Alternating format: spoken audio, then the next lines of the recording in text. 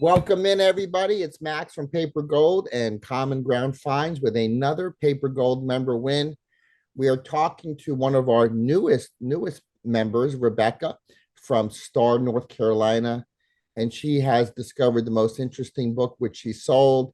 And I don't even know how to explain it. I'm hoping she can explain it better than I can, and then we can reverse roles.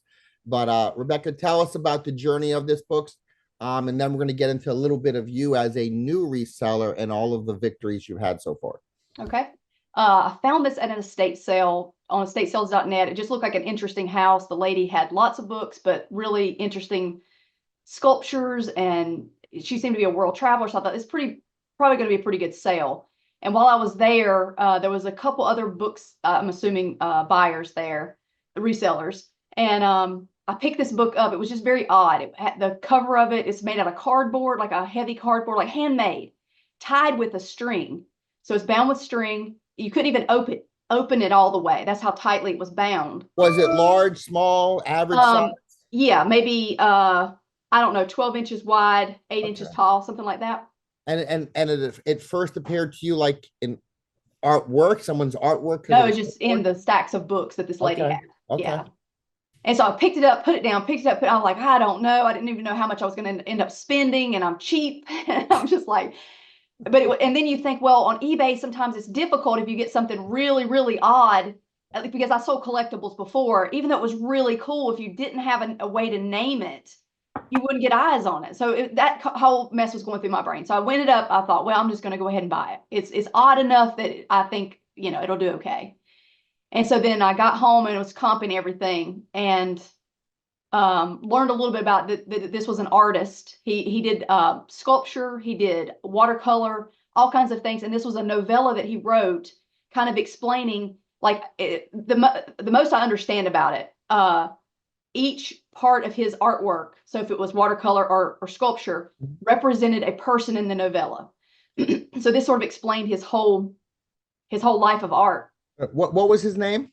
It was Jamie Boswell Howard. And where did Jamie Boswell reside? I think it's up the East Coast. I can't remember if it was Connecticut. Okay. Somewhere up east. But you're in North Carolina. Here's Yes. a Connecticut artist. You think Connecticut artist.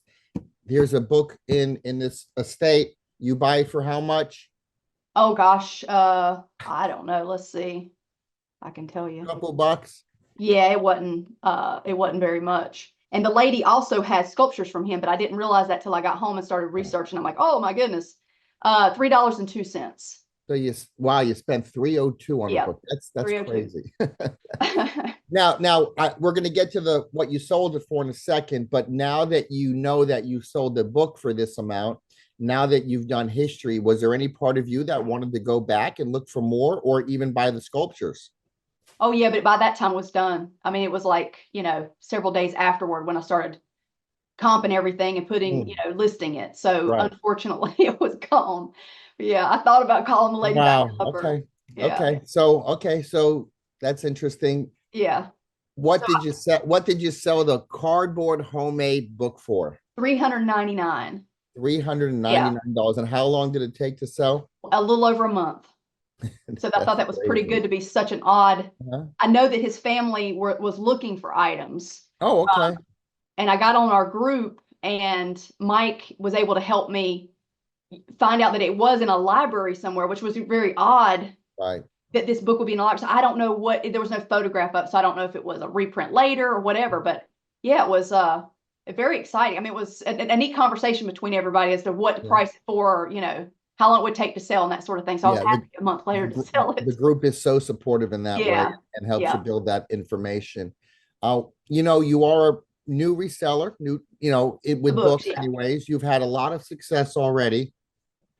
What advice would you give somebody who's been thinking about wanting to sell books? Maybe they don't understand how it works, but you've sold some expensive things already. I would say 3 months in, you're doing very well. What advice would you give somebody? I think looking for the odd stuff, which I've always done in collectibles, and finding a community of people. I think that's been really helpful, because you can toss ideas, you can ask questions. There's people with way more knowledge than what I have. And even if they're not able to give you specifics, it gives you hope and encouragement to go forward and keep looking.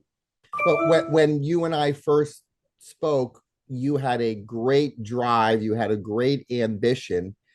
And now I feel like your knowledge 3 months in is now catching up to the ambition. And now I think when you go to estate sales, I think you really know how to find things now. Yeah, I think you just learn more and more, and Yeah. get more confident. I think just learning things like dust jackets, look for the books with dust jackets, because it changes so much what you're going to get out of it, especially if it's an old book. So things like that, and publishers and authors, it just sort of starts sticking the more that you do it, which I think Yeah. is, my husband is also helping. So he doesn't do a lot of comping, when I'm sitting down here to list it. So I think being able to do all the processes helps to solidify that information in your brain. Where if you were Is he splitting it up, you is don't he get the as first much. one you told when this book sold? Was he the first person you Oh told? yeah, yeah. I'm just And like, what was his reaction?